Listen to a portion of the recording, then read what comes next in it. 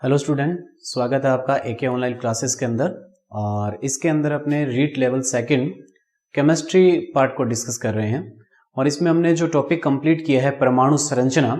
आज इस परमाणु संरचना पर आधारित अपने कुछ प्रश्नों को देखेंगे जो इस परमाणु संरचना के ऊपर प्रश्न बनते हैं। ठीक है, बड़े सिंपल से क्वेश्चन है, इनको अपने देखें।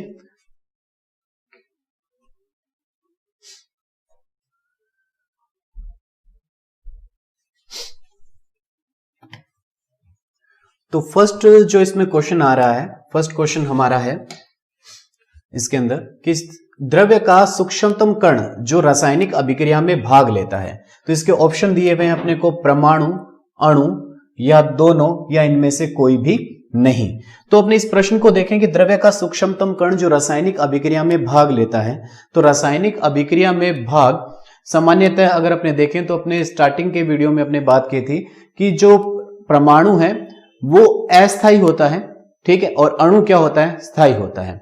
दूसरी अपने बात यह कही थी कि रासायनिक अभिक्रिया को लिखा आणविक रूप में जाता है, लेकिन रासायनिक अभिक्रिया में जो भाग है वो रासायनिक अभिक्रिया में भाग कौन लेते हैं, परमाणु रासायनिक अभिक्रिया में भाग लेते हैं। तो इस तरह से जो हमारा सही आंसर है वो है परमाणु, अ आंसर हमारा सही है। ठीक है, इसके बाद में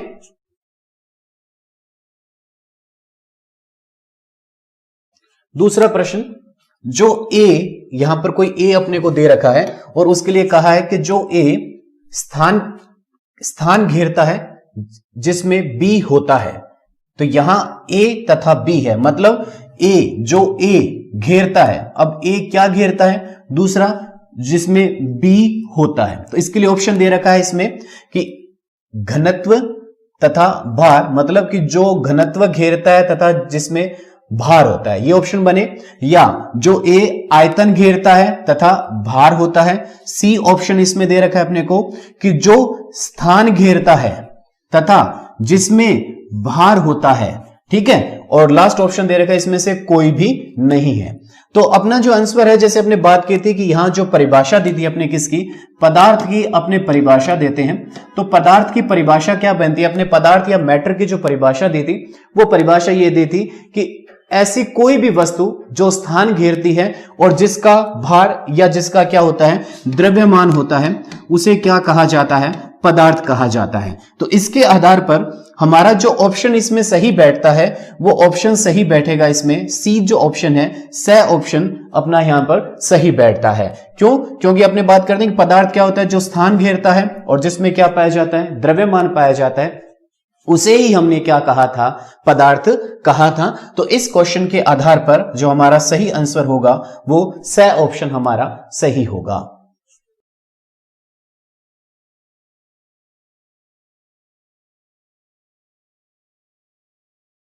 इसके बाद में तीसरा जो प्रश्न आता है इसके अंदर, तीसरा प्रश्न क्या दिया गया कि समांग मिश्रण का उदाहरण है। अब मिश्रण को दो प्रकार में अपने बांटा था, समांगी प्रकृति का और विषमांगी प्रकृति का। तो दो प्रकार के हमने मिश्रण बताए थे, होमोजीनियस टाइप का और हेट्रोजीनियस टाइप का। तो यहां पर समांग मिश्रण का उदाहरण है, पहला इसमें ले रखा है उदाहरण मिट्टी व जल का मिश्रण, दूसरा उदाहरण है नमक व रेत का मिश्रण, तीसरा उदाहरण है चीनी का विलयन और चौथा इसमें से दे रखा है इनमें से कोई भी नहीं। समांग क्या होता है, जिसमें दोनों घटक समांग हो। ठीक है, जिसमें अपने कहें कि जिसको माइक्रोस्कोप से भी अपने दोनों घटकों को पृथक न किया जा सके, तो ऐसे मिश्रण को क्या कहा जाता है, समांग प्रकृति का मिश्रण कहा जाता है। अब यहां पर देखिए मिट्टी व जल, अगर अपने जल के अंदर मिट्टी को घोलते हैं तो दोनों एक घटक नहीं होते हैं। जो समांगी प्रकृति का जो मिश्रण होता है उसमें जो घटकों की जो संख्या है अपने कहते हैं उसके अंदर एक घटक अपने को देखने को मिलता है। तो यहां पर मिट्टी और जल है, दोनों पृथक पृथक घटकों के अंदर रहेंगे। दूसरा नमक और रेत, तो नमक और रेत की जो प्रकृति है वो भी समान नहीं है, दोनों पृथक घटकों के अंदर रहेंगे। जबकि तीसरी बात कर रहे हैं चीनी का विलयन। अब चीनी का किस में बनाया जा रहा है, जैसे चीनी का अपने कह देते हैं कि विलयन जब बनता है, विलयन अपने जल में बात की, विलायक जो कौन सा लिया गया है, जल लिया गया है, क्योंकि विलयन के अंदर दो चीजें होती है, पहली चीज जो होती है वो होता है विलेय और दूसरा क्या होता है, विलायक। तो विलेय और विलायक से मिलकर ही किसका निर्माण होता है, विलयन का निर्माण होता है। तो अपने विलयन की बात की है, इसका मतलब जो चीनी है उस विलायक में पूर्ण रूप से विलय हो चुकी है, पूर्ण रूप से इसके अंदर अपडेट मिल चुकी है, इसीलिए अपने यहां पर जो शब्द लिया गया है विलयन लिया गया है। और विलयन के अंदर जो विलेय जो घटक है उसके जो कणों का जो आकार होता है वो कणों का आकार 1 nm से छोटा होता है, या आपने इसको कह सकते हैं 10 की पावर -9 से लेकर 10 की पावर -6 मीटर से छोटा होगा। 10 की पावर माइनस आपने कह सकते हैं 10 की पावर माइनस जो 6 जो मीटर है, इससे कणों का आकार क्या होता है, छोटा होता है। अगर 1 nm से कणों का आकार क्या होगा, छोटा होगा, तो वो क्या होते हैं, वो क्या बनेंगे, अपने पास विलयन का निर्माण करेंगे। और यदि इसकी रेंज 10 की पावर 9 से 10 की पावर -6 की रेंज में अगर आ जाते हैं कण, तो वो किसका निर्माण करते हैं, कोलाइड का निर्माण करते हैं। और कोलाइड की जो प्रकृति होती है वो विषमांग प्रकृति की होती है। जैसे दूध है तो दूध विषमांग प्रकृति का उदाहरण है, मतलब वो कोलाइडी विलयन के अंदर उदाहरण में आता है, जिसे अपने इमल्शन कहते हैं। तो यहां पर अपने समांग की बात की है, तो समांग प्रकृति का जो उदाहरण है वो हमारा सी ऑप्शन है। चीनी का जो विलयन है वो कैसा होगा, समांग प्रकृति का उदाहरण होगा। तो फोर्थ क्वेश्चन हमारा है, फोर्थ क्वेश्चन इसमें पूछा गया कि जल का घनत्व है, ठीक है, और घनत्व का जो अपने सूत्र बताया, घनत्व का सूत्र होता है घनत्व बराबर, हम सूत्र लेते हैं द्रव्यमान बटे में आयतन, ठीक है, अर्थात अपने कहते हैं D इक्वल कहा जाता है m/v कहा जाता है। तो ये घनत्व को ज्ञात करने का सूत्र है। अब देखिए कि यहां पर जो द्रव्यमान को लिया गया है वो द्रव्यमान को लिया गया है किलोग्राम में, और आयतन को जो लिया गया है वो किस में लिया गया है, मीटर क्यूब में लिया गया है, ठीक है। तो इसके आधार पर अगर जल के घनत्व को अगर ज्ञात किया जाए तो जल का जो घनत्व है वो घनत्व क्या आ जाएगा, 10 की पावर 6 किलोग्राम प्रति मीटर क्यूब हमारा आंसर बैठेगा, ठीक है। तो ये हमारा सूत्र हो, जो सही आंसर है 10 की पावर 6 किलोग्राम प्रति मीटर क्यूब आंसर होगा फोर्थ क्वेश्चन का, ठीक है। इसके बाद में नेक्स्ट क्वेश्चन देखा जाए, ये कह रहा है कि रदरफोर्ड के अल्फा कण, ये ए से यहां पर जो प्रदर्शित किया गया वो अल्फा कण को प्रदर्शित किया गया। तो रदरफोर्ड के अल्फा कणों के प्रकीर्णन प्रयोग से निम्न निष्कर्ष नहीं निकाला जा सकता है, प्रयोग से निम्न में से निष्कर्ष नहीं निकाला जा सकता है। पहला क्या कह रहा है ये कि अल्फा कण नाभिक के 10 की पावर -14 मीटर परास तक या पास तक आ सकते हैं। दूसरी बात इसमें कही है कि नाभिक की जो त्रिज्या है, नाभिक की त्रिज्या वो 10 की पावर -14 मीटर से कम होती है। तीसरी बात इसने कही है कि प्रकीर्णन कूलाम नियम का पालन करते हैं। और चौथी बात यहां पर कही है कि नाभिक का धनावेशित भाग, धनात्मक भाग तीव्र वेग से गति करता है। देखिए यहां पर ध्यान देने वाली बात है कि नाभिक का जो धनात्मक भाग है वो धनात्मक भाग तीव्र वेग से गति करता है। तो अपने देखें कि जो धनात्मक भाग है, अर्थात नाभिक में जो न्यूट्रॉन और प्रोटॉन, जिनमें से अपने बात करें कि जो प्रोटॉन है वो धनात्मक भाग होता है, और धनात्मक भाग नाभिक में स्थिर रहता है, वो गतिशील नहीं होता है।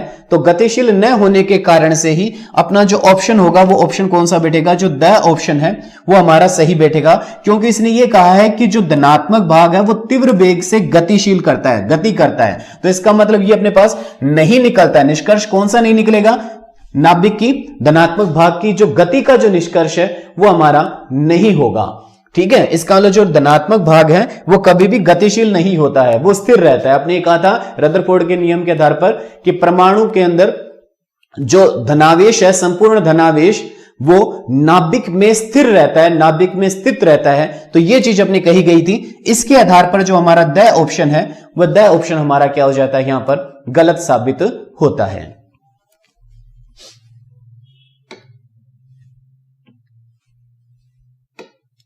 सिक्स्थ क्वेश्चन, बोहर सिद्धांत के अनुसार निम्न में से सही नहीं है।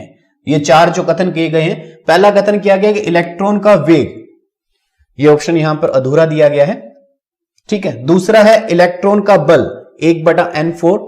तीसरी बात कही गई है कि कक्ष की त्रिज्या n² z और सभी सही है, ठीक है। तो इलेक्ट्रॉन का वेग 1/2 mv² के समानुपाती, ठीक है, ये कहा गया है। तो कक्ष की त्रिज्या की बात करें तो अपने बात करें कि कक्ष की त्रिज्या निकालने का जो सूत्र था, आर निकालने का जो सूत्र अपने लिखा था, आर एन बराबर लिखा था अपने a0 n स्क्वायर कहा था। और a0 अपने क्या कहा था, a0 की जो वैल्यू थी वो 52.9 पिकोमीटर थी। ठीक है, ये हाइड्रोजन परमाणुओं के लिए था।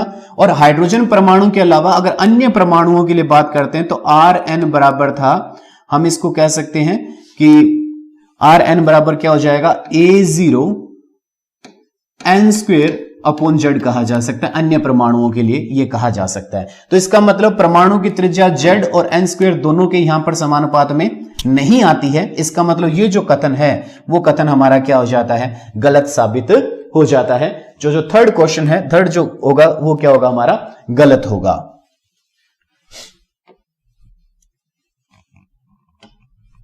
इसके बाद में नेक्स्ट क्वेश्चन देखें, 2s ऑर्बिटल के में एक इलेक्ट्रॉन का कक्षीय कोणीय संवेग होगा। ठीक है, कोणीय संवेग ज्ञात करने का सूत्र लिखा था आपने mvr इक्वल लिखा था nh अपॉन 2 पाई कहा था। और कक्षीय कोणीय संवेग, यहां पर देखिए जो शब्द दिया गया वो कक्षक कोणीय संवेग दिया गया। ये सिंपल कोणीय संवेग को ज्ञात करने का सूत्र था। अब जो s ऑर्बिटल होता है, उस s ऑर्बिटल के लिए अगर अपने बात करें तो s ऑर्बिटल में हमको जो चीज देखने को मिलती है, हमने कहा था कि s ऑर्बिटल में जो इलेक्ट्रॉन है वो नाभिक के चारों तरफ पाए जाने की प्रायिकता अधिकतम होती है। तो नाभिक के चारों तरफ पाए जाने की प्रायिकता अधिकतम होगी, तो इसका मतलब उसमें कोणीय एंगुलर मोमेंटम नहीं होती, अर्थात s उपकोश के अंदर दिशात्मक गुण नहीं होता है। तो दिशात्मक गुण नहीं होने की वजह से इसके जो कोणीय संवेग, कक्षक कोणीय संवेग का जो मान क्या देखने को मिलेगा अपने को, इसके कक्षक कोणीय संवेग का मान क्या देखने को मिलेगा, अपने 0 देखने को मिलेगा। ठीक है, तो इसके आधार पर जो ऑप्शन होगा वो बी ऑप्शन, 0 कक्षक कोणीय संवेग होगा। किसके लिए, 2s ऑर्बिटल के लिए। नेक्स्ट क्वेश्चन, निम्न डाल्टन के परमाणु सिद्धांत में नहीं है। पहली बात कही गई है, किसी भी रासायनिक क्रिया में परमाणु का न तो उत्पन्न किया जा सकता है और न ही परमाणु को नष्ट किया जा सकता है, न ही परमाणु को नष्ट किया जा सकता है। दूसरी बात, किसी यौगिक में विभिन्न परमाणुओं की आपेक्षिक संख्या स्थिर होती है। तीसरी बात यहां कही गई है कि सभी तत्वों के परमाणु एक जैसे होते हैं तथा उनके परमाणु भार भी समान होते हैं। और चौथी बात कही गई है इसके अंदर कि प्रत्येक तत्व बहुत छोटे छोटे परमाणुओं से मिलकर बना है तथा जिसे क्या कहा जाता है, परमाणु कहा जाता है। ये तो परिभाषा, क्योंकि अपने जो परमाणु शब्द था वो परमाणु शब्द ही किसने दिया था, डाल्टन ने अपने को दिया था। ठीक है, तो इसमें से गलत क्या है कि अपने कहा किसी भी रासायनिक अभिक्रिया में परमाणु को न तो नष्ट किया जा सकता है न ही उत्पन्न किया जा सकता है। ये भी उत्पन्न किया जा सकता है और न ही उसे नष्ट किया जा सकता है। यह भी बात डाल्टन के परमाणुवाद सिद्धांत के आधार पर की गई है। किसी भी यौगिक में विभिन्न परमाणुओं की जो आपेक्षिक संख्या है वो भी स्थिर रहती है। आपेक्षिक संख्या, जैसे अपने बात करते हैं यौगिक, मैं लेता हूं यहां पर H2O अगर यौगिक लिया जाए तो यहां पर हाइड्रोजन और ऑक्सीजन की जो आपेक्षिक संख्या है वो स्थिर है, उसके अंदर परिवर्तन नहीं आएगा। कार्बन डाइऑक्साइड है तो इसके अंदर भी कार्बन और ऑक्सीजन की जो आपेक्षिक संख्या, आपेक्षक जो अनुपात है वो स्थिर है, इसके अंदर परिवर्तन देखने को अपने नहीं मिलेगा। इसका अर्थ यह हुआ कि यहां पर कहा कि सभी तत्वों के परमाणु एक जैसे होते हैं, ठीक है, तथा उनके परमाणु भार भी क्या होते हैं, समान होते हैं। ये जो बात है वो क्या है, गलत है, क्योंकि अपने पता है कि सभी तत्वों के जो परमाणु हैं वो एक जैसे नहीं होते हैं, उनके परमाणु भार भी क्या होते हैं, भिन्न भिन्न होते हैं। जैसे हमने कहा हाइड्रोजन का परमाणु भार अलग है, ऑक्सीजन का परमाणु भार क्या है, अलग है, तो सभी तत्वों के परमाणु भार क्या होते हैं, भिन्न होते हैं। तो इसके आधार पर ये जो सी ऑप्शन है वो क्या हो जाता है, यहां पर गलत साबित हो जाता है।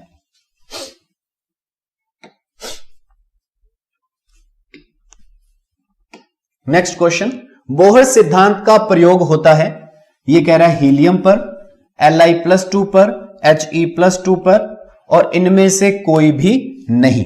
अब अपने कहते हैं कि जो बोहर सिद्धांत है वो किस पर लागू होता है, हाइड्रोजन और हाइड्रोजन के जैसे परमाणु। हाइड्रोजन के जैसे परमाणु से अर्थ है कि हाइड्रोजन के अंदर अपने देखें एक इलेक्ट्रॉन पाया जाता है। तो जो बोहर सिद्धांत है वो हमने कहा था कि जो एकल इलेक्ट्रॉनीय परमाणु जो होंगे उन एकल इलेक्ट्रॉनीय परमाणुओं के ऊपर ही लागू होता है। तो एकल इलेक्ट्रॉनीय परमाणु जिसके अंदर एक ही इलेक्ट्रॉन पाया जाता है। तो हीलियम में अगर अपने बात करें तो हीलियम में इलेक्ट्रॉनों की संख्या होती है 2, और He+2 मतलब दोनों इलेक्ट्रॉन अगर अपने त्याग दिए तो इसके अंदर इलेक्ट्रॉनों की संख्या कितनी हो जाएगी? 0। Li+2 सामान्य रूप से अगर लिथियम में देखा जाए तो इसका परमाणु क्रमांक कितना होता है? 3।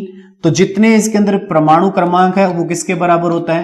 प्रोटॉन की संख्या के बराबर होता है। और यदि वो उदासीन है तो उदासीन परमाणु में प्रोटॉन की संख्या किसके बराबर होती है? इलेक्ट्रॉन की संख्या के क्या होती है? बराबर होती है। इसका अर्थ ये हुआ कि लिथियम का परमाणु क्रमांक कितना है? 3। तो इसके अंदर प्रोटॉन भी कितने होंगे? 3। और अगर उदासीन है तो उसके अंदर इलेक्ट्रॉन की संख्या भी कितनी होगी? 3 होगी।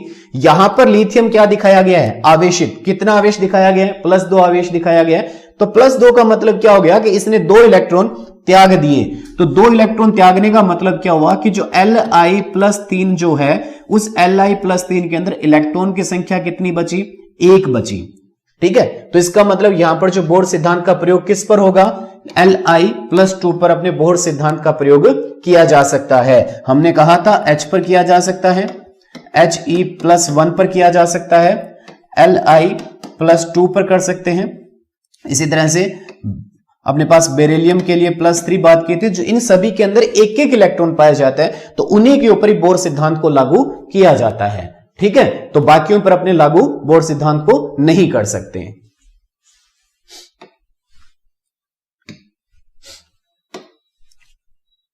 नेक्स्ट क्वेश्चन, प्रकाश के वेग से गतिमान इलेक्ट्रॉन का द्रव्यमान होता है।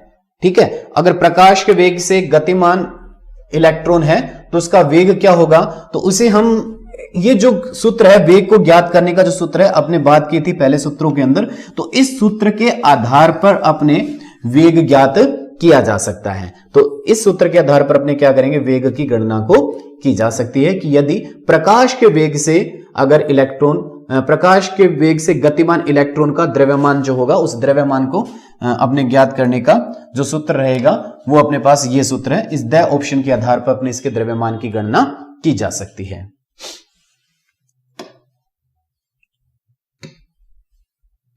नेक्स्ट क्वेश्चन, बोर के परमाणु मॉडल में निम्न वाक्य नहीं है।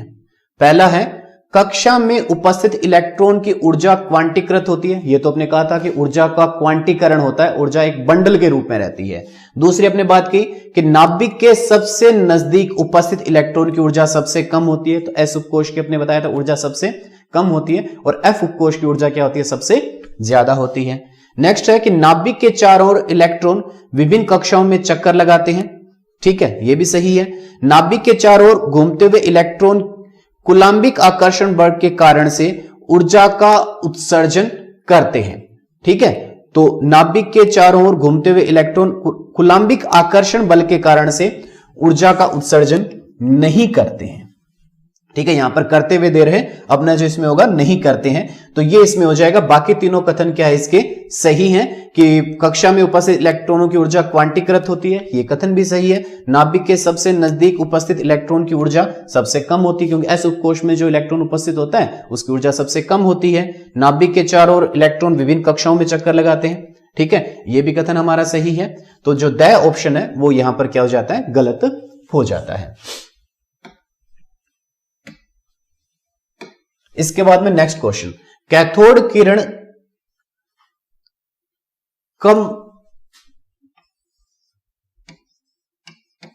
कण प्रकृति को निम्न वाक्य स्पष्ट करता है। मतलब कैथोड किरणों की जो प्रकृति है वो कणीय प्रकृति के होते हैं। इनमें से कौन सा वाक्य इस चीज को स्पष्ट करता है? पहली चीज, ये किरणें स्फुरदीप्ति पैदा करती है, मतलब चमक उत्पन्न करती है। हमने कहा था कि कैथोड किरणें एनोड के पीछे हरे रंग की चमक उत्पन्न करती है। पहली चीज ये कही थी अपने।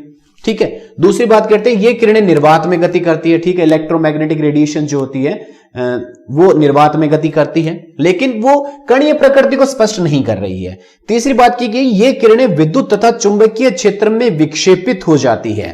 ठीक है, चौथा ऑप्शन क्या दिया? इन किरणों के मार्ग में यदि कोई अपारदर्शी वस्तु को रख देने पर दूसरी ओर उसकी छाया उत्पन्न होती है। तो यह भी अपने कणीय प्रकृति की बात नहीं है। कणीय प्रकृति को जो स्पष्ट करने वाली बात यह है कि ये किरणें विद्युत तथा चुंबकीय क्षेत्र में विक्षेपित होती है, अर्थात एक कण है जो धनावेशित हो सकता है या ऋण आवेशित हो सकता है। तो एक कण आवेशित प्रवृत्ति का है, जिसके कारण से इसमें क्या उत्पन्न होता है, विक्षेप उत्पन्न होता है। तो कणीय प्रकृति को स्पष्ट करने का जो कारण है वो ये है कि विद्युत तथा चुंबकीय क्षेत्र में ये किरणें क्या होती है, विक्षेपित हो जाती है। तो इसका मतलब हमारा जो स ऑप्शन है वो स ऑप्शन यहां पर सही बैठता है।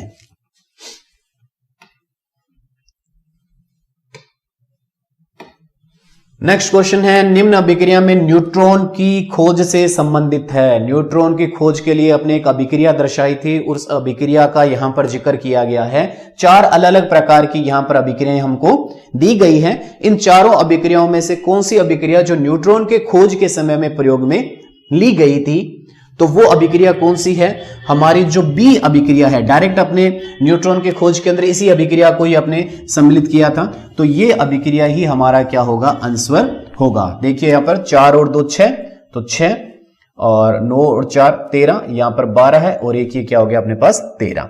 ठीक है, तो यहां पर ये अपने पास देख सकते हैं कि 6 और 1 7 ये सही है, तो 14 और 1 15, तो यहां पर भी आप कहते हो कि ये चीज सही आ रही है। लेकिन जो प्रयोग जो किया था उस प्रयोग में इस समीकरण को ही अपने क्या किया था, प्रयोग में लिया गया था। वो नहीं देखेंगे अपने आवेश और द्रव्यमान का देखकर अपने कहेंगे सारी सही आ रही है। जो प्रयोग में ली गई थी, न्यूट्रॉन की खोज के समय में जो प्रयोग में ली गई थी वो उसने पूछी है यहां पर।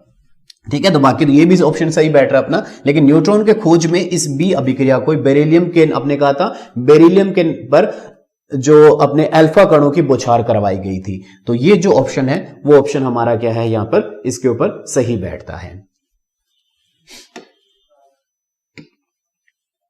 नेक्स्ट क्वेश्चन, कैथोड किरणों के संबंध में असत्य कथन है। पहला, ये किरणें ऊष्मीय प्रभाव उत्पन्न करती है। दूसरा, ये ऋणावेशित होती है।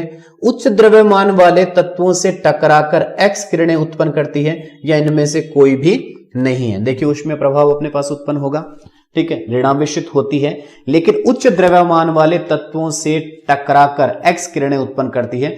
ये जो कथन है यहां पर क्या है, गलत है। क्योंकि यहां पर अपने गैस भरी थी और कोई भी अपने गैस भरी थी और उसमें निर्वात उत्पन्न, अपने निर्वात पंप से जो दाब था वो दाब अपने क्या कर दिया था, वहां पर बहुत कम कर दिया था। तो निम्न दाब और उच्च वोल्टता की यहां पर अपने बात की थी। तो जो उच्च द्रव्यमान वाले तत्वों से टकराकर एक्स किरणें उत्पन्न करती है, ये जो कथन है ये हमारा क्या हो जाता है, यहां पर कैथोड किरणों के लिए क्या है, गलत साबित होता है।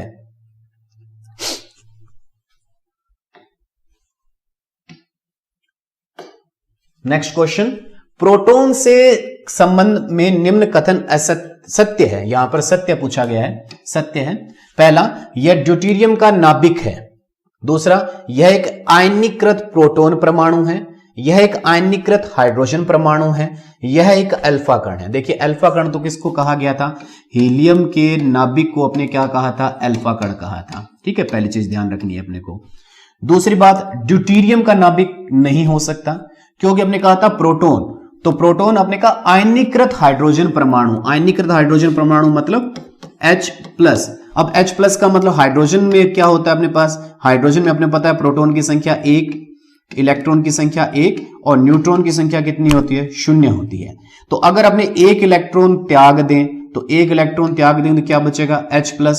H+ का मतलब P = 1, इलेक्ट्रॉन की संख्या 0 और न्यूट्रॉन तो पहले से ही 0 होता है। तो बचा क्या, सिर्फ प्रोटॉन ही तो बचा ना। तो इसका मतलब प्रोटॉन को जो प्रदर्शित करता है वो कौन प्रदर्शित करता है, आयनीकृत हाइड्रोजन परमाणु क्या करेगा, प्रोटॉन को प्रदर्शित करेगा। ठीक है, तो ड्यूटेरियम के नाभिक की अगर अपने बात करता है तो ड्यूटेरियम में क्या हो जाता है कि जो प्रोटॉन, जो न्यूट्रॉन की जो संख्या है ड्यूटेरियम के लिए, वो न्यूट्रॉन की संख्या कितनी आ जाती है, 1 आ जाती है। न्यूट्रॉन का नंबर कितना आ जाता है उसके लिए, 1 आ जाता है। तो न्यूट्रॉन हमारे पास 1 होने की वजह से, ठीक है, तो यहां अपने को जो न्यूट्रॉन है उस न्यूट्रॉन का नंबर कितना देखने को मिलता है, 1 देखने को मिलता है। तो अगर अपने इलेक्ट्रॉन त्याग देंगे तो न्यूट्रॉन का त्याग तो नहीं करवाया जा सकता ना, तो इसके लिए अपने ड्यूटेरियम का नाभिक नहीं कहा। तो इसका ऑप्शन क्या होगा, यह एक आयनीकृत हाइड्रोजन परमाणु है। यह ऑप्शन हमारा क्या हो जाता है, यहां पर सही हो जाता है। ठीक है,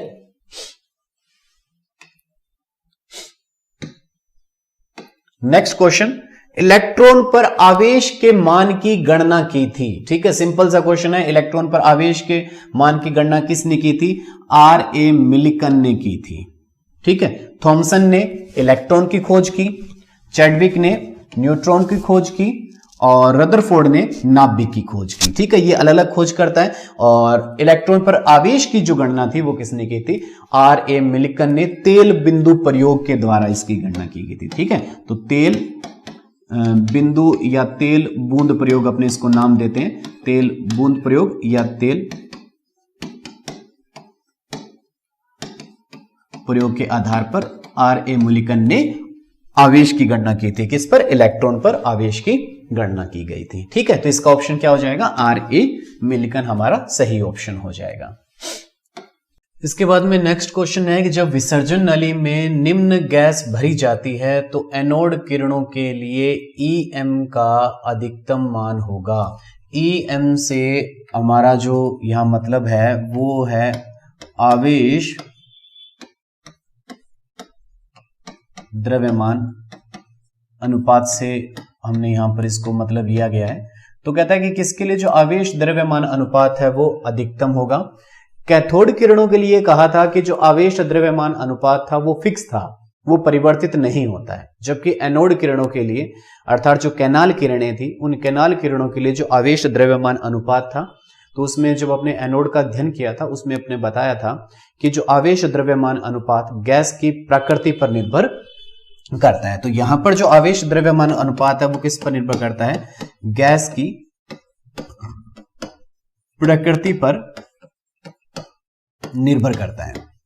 ठीक है, तो यहां पर अलग अलग प्रकृति की गैसें हैं। जैसे हमने कह सकते हैं यहां पर अपने को नाइट्रोजन गैस दी गई है, ऑक्सीजन गैस दी गई है, हाइड्रोजन और हीलियम। यहां पर जो आवेश है, ठीक है, आवेश फिक्स है। पॉजिटिव आवेश अपनी अगर बात करते हैं तो प्लस 1.66 गुणा 10 की पावर माइनस 19 कूलाम रहता है। जबकि द्रव्यमान अगर अपने बात करें तो द्रव्यमान सभी गैसों का क्या आता है? अलग अलग आता है। जैसे नाइट्रोजन का द्रव्यमान 28 है, ऑक्सीजन का द्रव्यमान 32 है। ठीक है, इसका द्रव्यमान 28 है, इसका द्रव्यमान 32 आ जाता है, और इसका द्रव्यमान 2, और इसका द्रव्यमान कितना आ जाता है?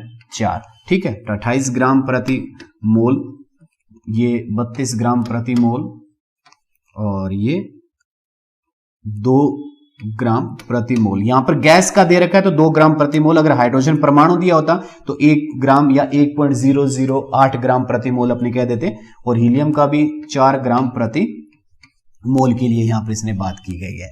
ठीक है, तो अपने कहें कि सभी का द्रव्यमान अलग अलग है। जिसका द्रव्यमान सबसे कम होगा, तो अपने देखें हाइड्रोजन का द्रव्यमान सबसे कम है, तो अपने को आवेश को किससे विभाजित करना है? द्रव्यमान के मान से विभाजित करना है। जो मान छोटा होगा उसका मान जो अंशवर आएगा वो क्या आएगा? अधिकतम आएगा।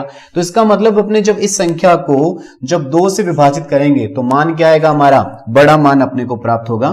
तो इसका मतलब जब अपने यहां पर विसर्जन नलिका में हाइड्रोजन गैस को भरा जाता है तो एनोड किरण नलिका के लिए EM अनुपात क्या होगा? अधिकतम मान अपने को इसका प्राप्त होगा। तो इसके लिए अपने जो विसर्जन नलिका है उस विसर्जन नलिका के अंदर अपने को हाइड्रोजन गैस को भरना पड़ेगा यदि EM अनुपात को अपने अधिकतम प्राप्त करना चाहते हैं। ठीक है, तो ये जो हमारा क्वेश्चन हुआ, जो आवेश द्रव्यमान पर आधारित जो क्वेश्चन था। इसके बाद नेक्स्ट क्वेश्चन,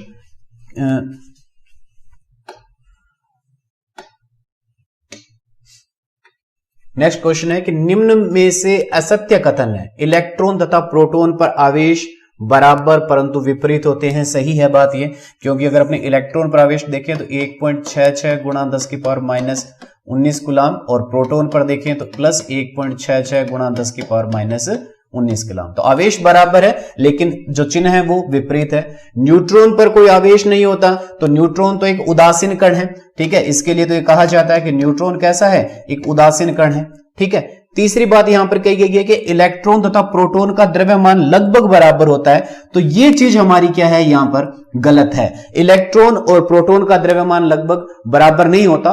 प्रोटॉन और न्यूट्रॉन का जो द्रव्यमान है वो लगभग बराबर होता है। तो यदि यहां पर यह दिया होता कि प्रोटॉन और न्यूट्रॉन का द्रव्यमान बराबर होता है, लगभग बराबर होता है, तो वो कथन सही था। लेकिन यहां पर इसने बात की है इलेक्ट्रॉन तथा प्रोटॉन की बात की गई है, तो इलेक्ट्रॉन और प्रोटॉन के जो द्रव्यमान होते हैं वो लगभग बराबर नहीं होते हैं। तो यह कथन हमारा यहां पर क्या हो गया? असत्य हो गया। ठीक है, तो ध्यान रखना है कि प्रोटॉन और न्यूट्रॉन का जो द्रव्यमान है वो लगभग बराबर होते हैं। ठीक है, तो ये जो हमारा क्वेश्चन और इसके अंदर जो सही ऑप्शन है वो सही ऑप्शन हमारा यहां पर क्या हो जाता है? सही साबित होता है।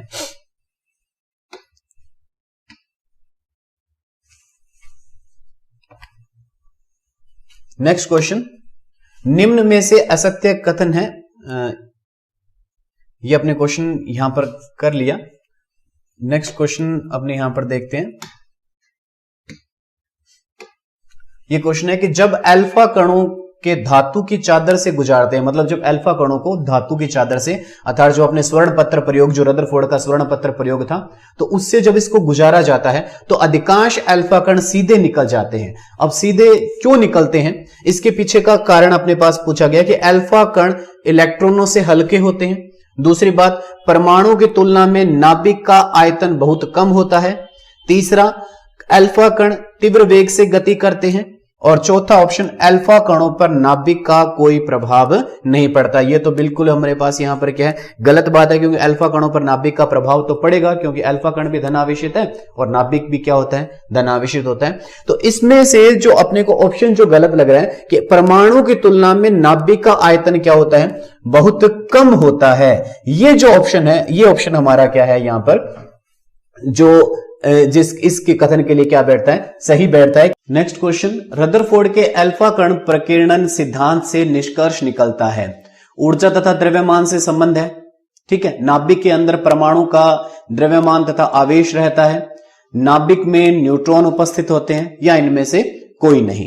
तो रदरफोर्ड का जो स्वर्ण पत्र प्रयोग है वो मेन जो फोकस करता है वो नाभिक पर करता है, धनावेश पर करता है। कि उन्हें कहा था कि परमाणु का जो संपूर्ण धनावेश है वो नाभिक में केंद्रित रहता है। तो इसका जो मेन जो इसका फोकस था वो किस पर था, नाभिक पर ही था।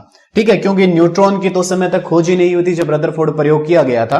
तो इसका मतलब जो हमारा जो मेन फोकस रहा उसका रदरफोर्ड प्रयोग का, वो इसी लाइन के ऊपर ही रहा था उसका, कि नाभिक के अंदर परमाणु का द्रव्यमान तथा आवेश क्या रहता है, मौजूद रहता है। ठीक है, तो जो बी ऑप्शन है, जो ब ऑप्शन है, वो अल्फा कण प्रकीर्णन के लिए निष्कर्ष, जो मेन निष्कर्ष था वो मेन निष्कर्ष यही निकला था, और मेन निष्कर्ष यहां पर पूछा गया है। ठीक है, आज अपने को पता है कि आप नाभिक में न्यूट्रॉन भी उपस्थित होते हैं, लेकिन स्वर्ण पत्र जो प्रयोग किया गया था उस समय न्यूट्रॉन का जिक्र नहीं किया गया था। तो ये जो क्वेश्चन है बड़ा कंफ्यूज क्रिएट करने वाला है, कि यहां पर अपने कंफ्यूज हो जाते हैं कि यहां पर जो ऑप्शन होगा वो कौन सा सही होगा।